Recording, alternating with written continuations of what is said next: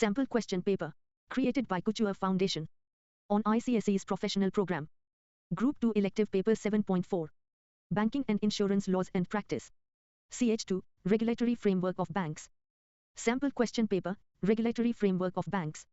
Subject, Banking Laws and Practice. Total marks, 100. Time, 3 hours. Part I, Short answer questions, 40 marks. Answer all questions in 2 to 3 sentences each. Each question carries 4 marks. Q1. Objective of the RBI Act, 1934, state the primary objectives for which the Reserve Bank of India Act, 1934 was enacted. Answer. The primary objectives are to regulate the issue of bank notes and keep reserves to ensure monetary stability in India.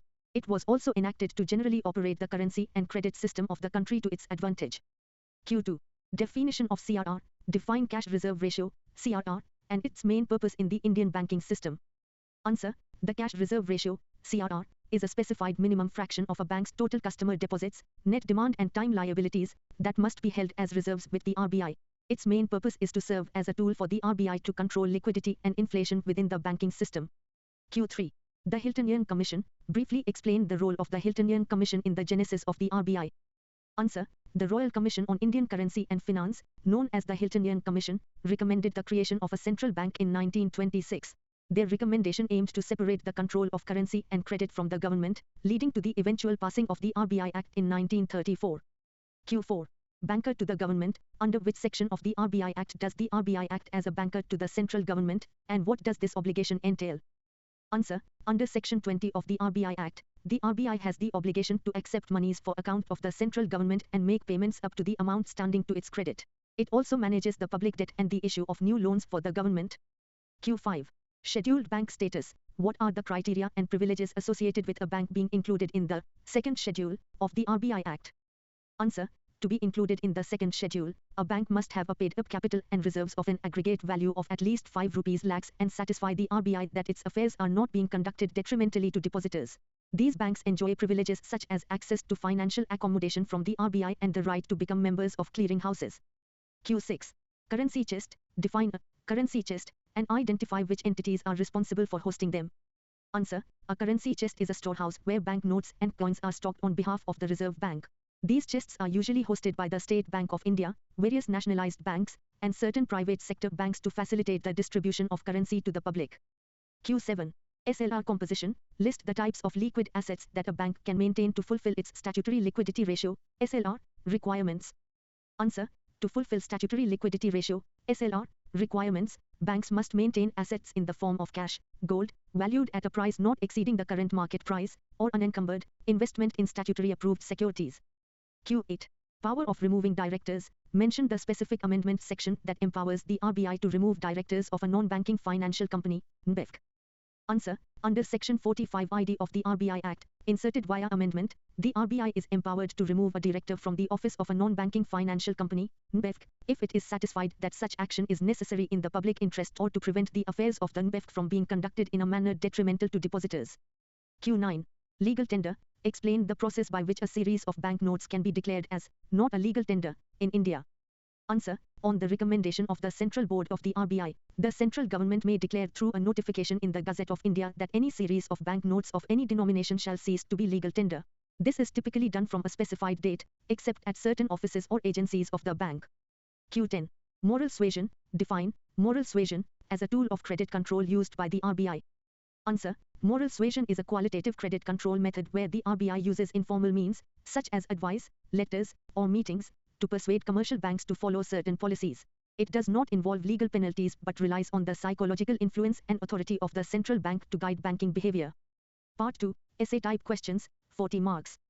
Answer any 5 of the following questions in 200 to 300 words each. Each question carries 8 marks. Q1.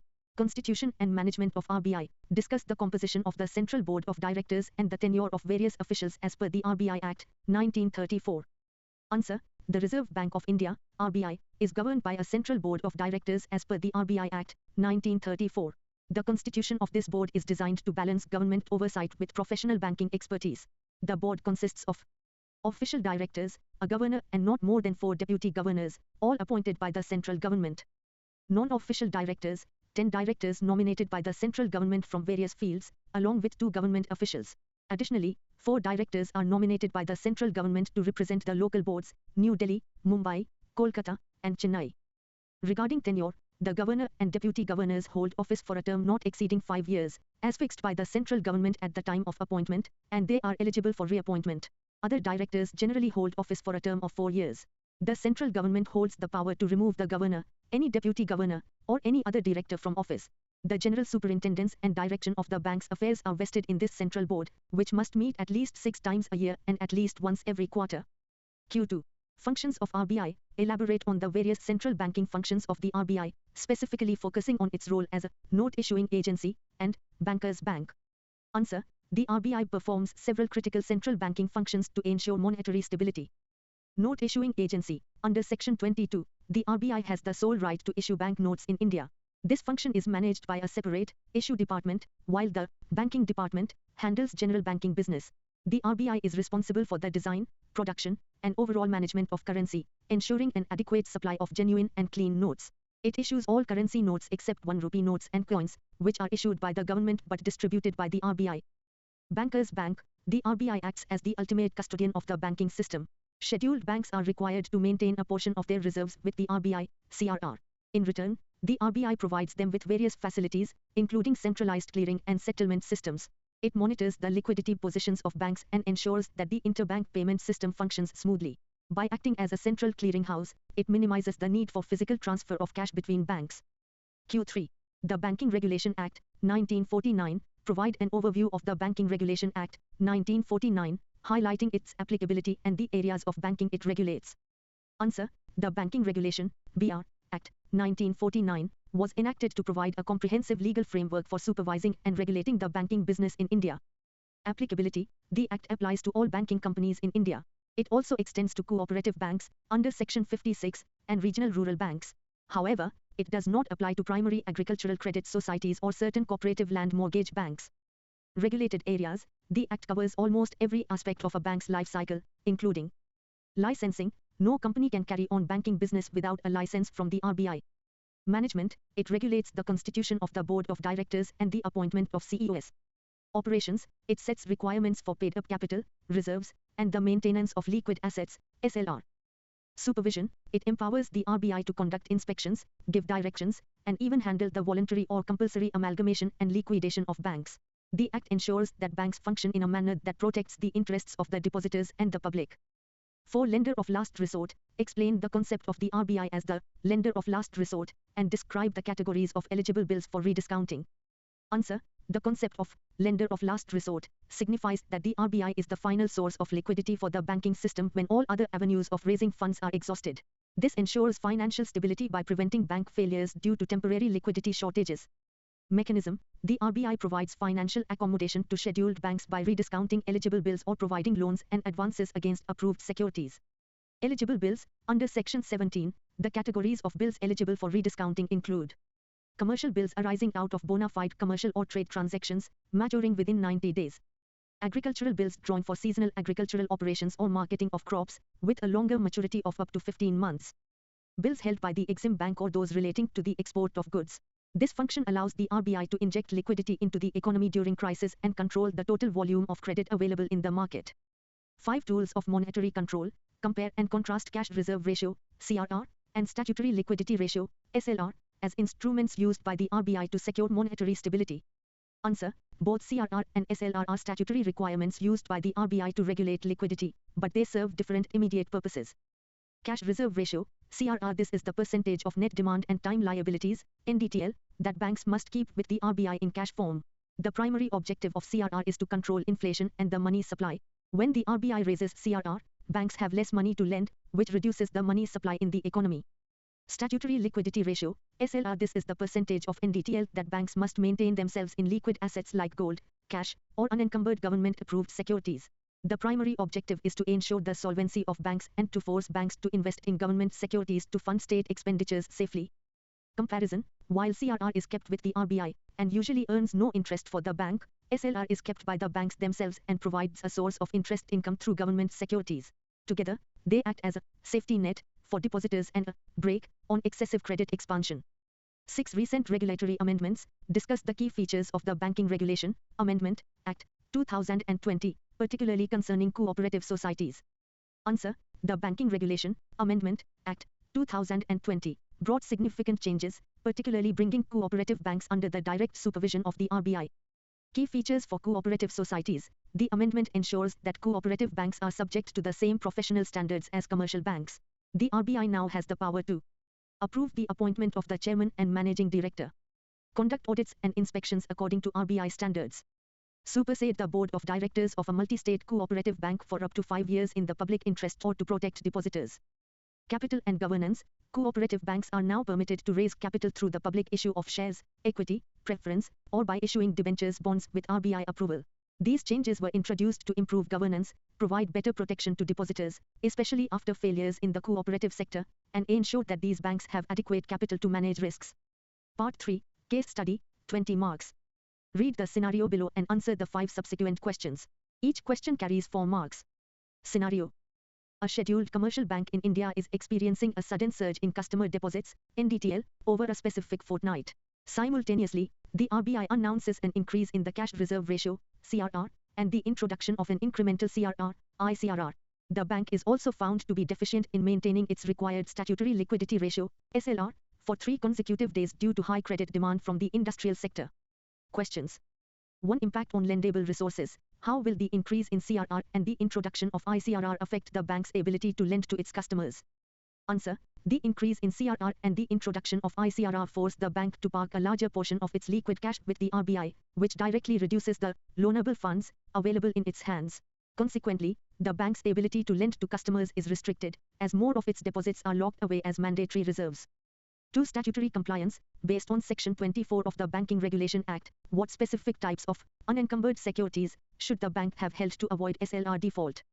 Answer. Under Section 24 of the Banking Regulation Act, the bank should have held unencumbered assets in the form of cash, gold, valued at current market prices, or government and other program-approved securities. These assets must be free from any lien or charge to qualify as legitimate reserves for avoiding an SLR default. 3. Penalty implications. Calculate or describe the penal interest the RBI would levy on this bank for defaulting on SLR for the first day versus the subsequent 2 days. Answer. For the first day of default, the RBI levies a penal interest at a rate of 3% per annum above the bank rate on the amount of shortfall. For the subsequent 2 days, since the default continued, the penalty increases to 5% per annum above the bank rate for those specific days. 4. Monetary stability. Explain how the RBI's action of increasing these ratios acts as a deflationary measure in the broader economy. Answer. By increasing these ratios, the RBI siphons off excess liquidity from the banking system, which reduces the overall money supply in the economy. This is a deflationary measure because it makes credit more expensive and less available, thereby cooling down aggregate demand and helping to control rising inflation. 5. Regulatory reporting. Which specific statutory returns, forms, must the bank submit to the RBI to report its CRR and SLR positions? Answer. To report its compliance, the bank must submit Form 8, monthly return, for SLR under the Banking Regulation Act and Form A, fortnightly return, for CRR under the Reserve Bank of India Act. These returns provide the RBI with the necessary data on the bank's NDTL and the reserves actually maintained. Trophy Gold Medal Classical Building Woman. Test yourself. 1. Discuss the constitution of RBI. Answer. The Reserve Bank of India, RBI, is governed by a central board of directors, which is the apex body responsible for the general superintendence and direction of the bank's affairs. According to the RBI Act, 1934, the board is composed of official directors. These include the governor and not more than 4 deputy governors. They are appointed by the central government for a term not exceeding 5 years and are eligible for reappointment. Non-official directors. The central government nominates 10 directors from various fields to represent the economic life of the country, along with 2 government officials. Local board representatives. There are 4 directors nominated by the central government to represent the 4 local boards located in Mumbai, Kolkata, Chennai, and New Delhi. The governor and deputy governors are full-time officials, while other directors are part-time. The central board must meet at least 6 times a year and at least once every quarter. To assist the central board, there are also local boards for each of the 4 areas, consisting of 5 members each, who represent territorial and economic interests such as agriculture and cooperative banks. 2. How does RBI manage issue of currency and distribution of coins? Answer. Under Section 22 of the RBI Act, the Reserve Bank has the sole right to issue bank notes in India.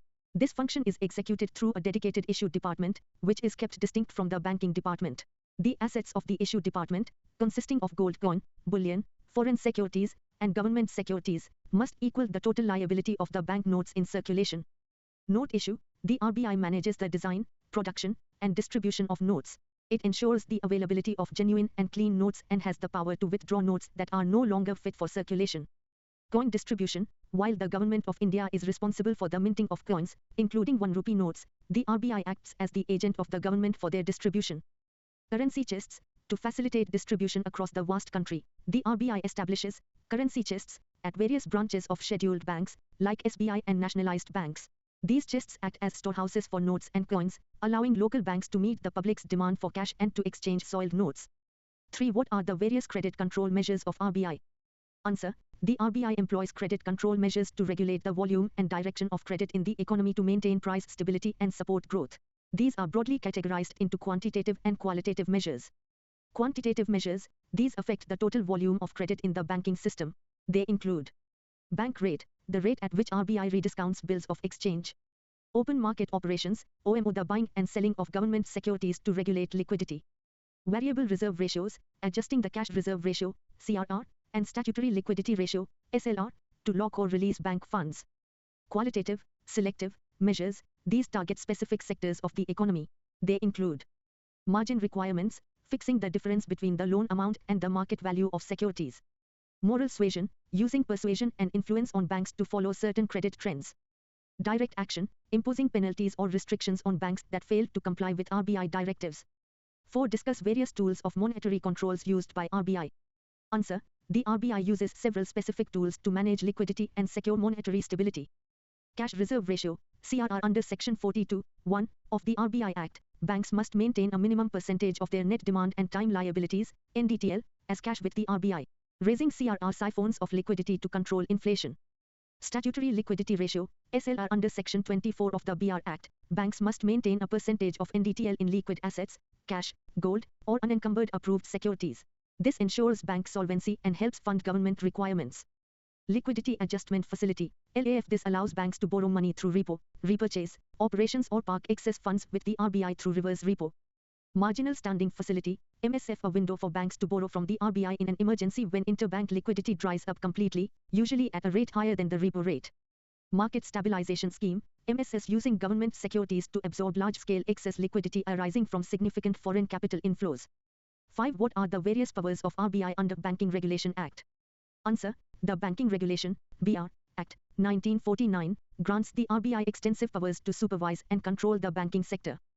Licensing power: no company can start a banking business without a license from the RBI, Section 22. The RBI can also cancel licenses if conditions are not met.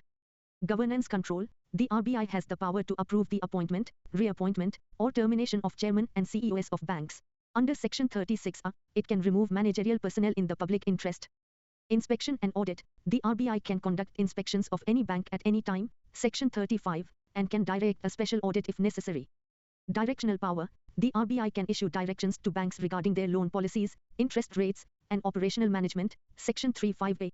Moratorium and amalgamation: the RBI can apply to the central government for a moratorium on a stressed bank and prepare schemes for its compulsory amalgamation or reconstruction to protect depositors. 6. How does RBI control cooperative banks in India? Answer: cooperative banks are governed by a dual control system involving the Registrar of Cooperative Societies and the RBI. However, the Banking Regulation Amendment Act, 2020, significantly strengthened the RBI's role. Banking operations: while the incorporation and management are handled by the state central government, the banking functions, such as licensing, branch expansion, and liquidity requirements, CRR/SLR, are strictly regulated by the RBI. Management oversight: the RBI now has the authority to approve the appointment of the managing director and can supersede the board of directors of a multi-state cooperative bank if the bank's affairs are conducted in a manner detrimental to depositors. Capital raising: with RBI approval, cooperative banks can now raise capital through public issues of equity or preference shares and via debentures bonds. Audit and standards: the RBI ensures these banks follow the same professional accounting and auditing standards as commercial banks, bringing transparency and security to the cooperative banking sector. Thanks to learn with us. You can find more study content on our website couture.com.